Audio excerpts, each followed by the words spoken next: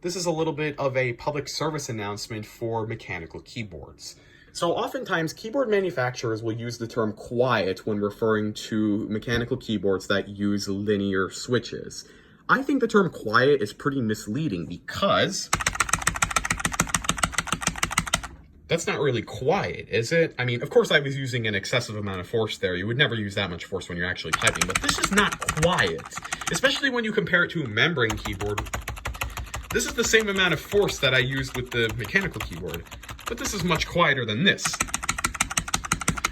That is actually because keyboard manufacturers refer to the switches themselves being quiet. So when they say quiet, they mean this is quiet, which of course it is.